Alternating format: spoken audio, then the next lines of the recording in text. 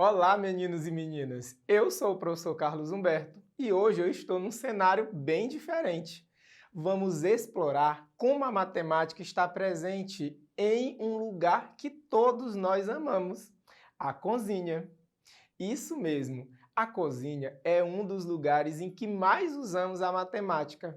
Ela está presente nas situações práticas e em objetos que a gente sequer imagina.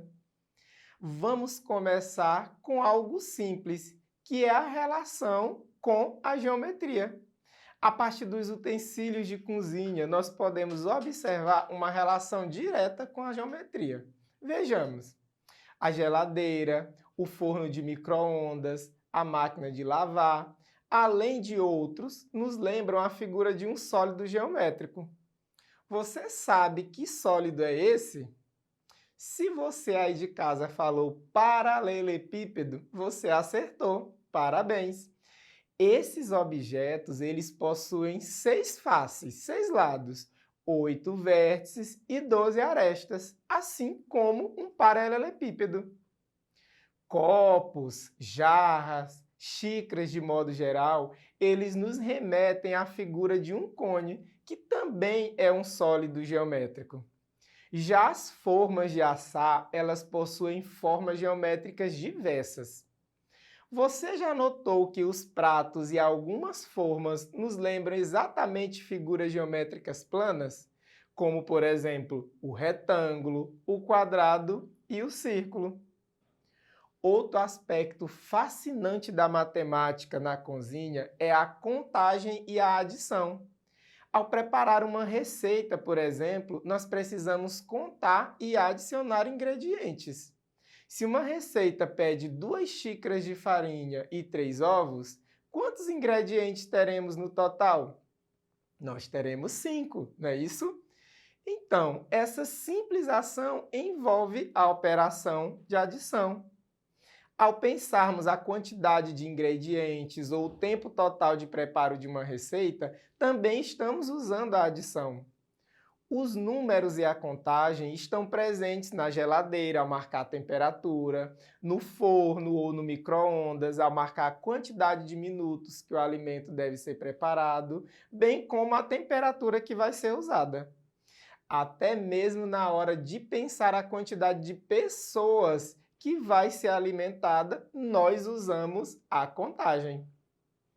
Agora, vamos explorar as frações. Com certeza você já deve ter percebido que algumas quantidades em receitas, elas são dadas no formato de fração, como por exemplo, 1,5 xícaras ou 1/3 de óleo, ou mesmo 1/4 de farinha de trigo. Isso tudo está relacionado à fração. E até quando você vai dividir o bolo em pedaços ou a pizza em fatias, isso também é conhecimento sobre fração. Ao dividir uma receita, muitas vezes precisamos ajustar as quantidades. Se tivermos uma receita para 8 pessoas, mas precisarmos fazer para 4, como nós podemos pensar a quantidade de ingredientes?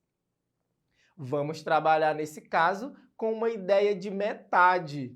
A mesma coisa acontece se nós queremos aumentar a quantidade. Ao invés de diminuir a quantidade de pessoas, nós queremos, por exemplo, dobrar a receita. Então, nós vamos associar a ideia de multiplicação.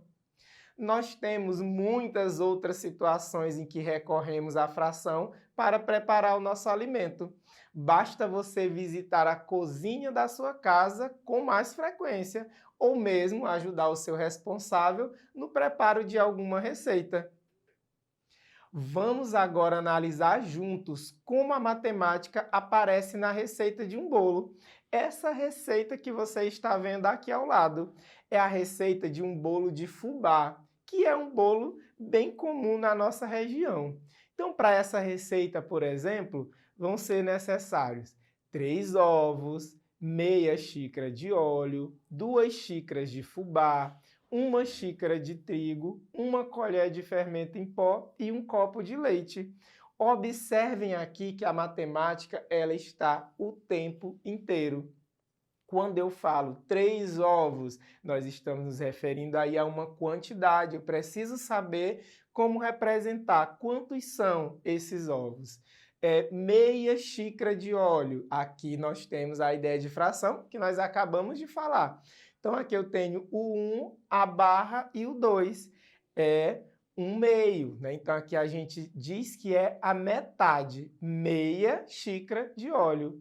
1 xícara de trigo, né? E aí essa xícara ela corresponde a quantos quilogramas ou a quantas gramas? 2 xícaras de fubá, a mesma coisa em relação à farinha de trigo. Ela representa quanto em peso? 1 colher de fermento em pó. Então aqui a gente está trabalhando unidades de medida, está trabalhando quantidades. E aí no modo de preparo a gente tem mais matemática. Vamos ler aqui o modo de preparo desse bolo de fubá. Misture bem os ovos, o óleo e o açúcar. Então, observem que aqui a gente tem uma separação dos ingredientes. O que vai primeiro e o que vai depois. Então, isso daqui também é conceito matemático. Em seguida, acrescente o fubá. Acrescentar é juntar. Então, novamente, aqui uma ideia que vem da matemática. Acrescente o fubá, o trigo e o leite e mexa bem. Coloque o fermento e mexa levemente. E então, leve para assar em forno pré-aquecido a 180 graus durante 35 minutos.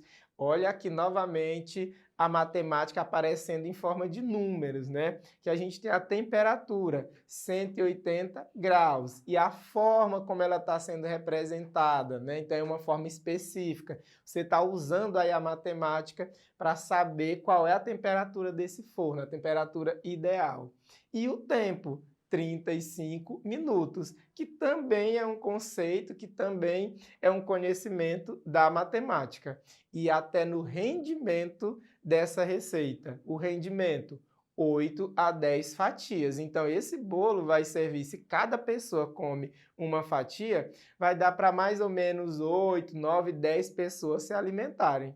Então, a matemática, ela está o tempo todo presente exatamente na cozinha. Talvez seja o local da nossa casa que nós mais trabalhamos com a matemática. Parabéns para vocês que estão acompanhando essa aula de matemática, mostrando que a matemática ela está e ela é usada nesse espaço tão especial da nossa casa, que é a cozinha.